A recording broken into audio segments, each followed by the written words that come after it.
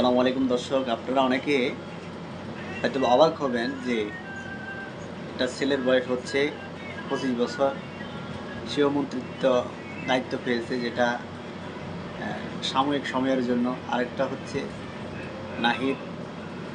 তো তারা যে দায়িত্ব পেয়েছে, অনেকেই তাদেরকে স্যার বলে কিংবা যে সম্মানটা দিচ্ছে, এটা আসলে তারা শিক্ষাগত যোগ্যতা থেকে তারা যথেষ্ট শিক্ষিত, কিন্তু বয়সের দিক থেকে হয়তো ছোট, এই জন্য অনেকে মেনে নিতে পারছে না। তো আপনাদের কাছে প্রশ্ন, আপনারা যে চোর বাটপার কিংবা সন্ত্রাসী চাঁদাবাজি যারা লুটপাট করতো, তাদেরকে মন্ত্রিত্বের বিভিন্ন দায়িত্ব থাকাকালীন সময় তাদেরকে মেনে নিয়েছেন, এদেরকে মানতে সমস্যা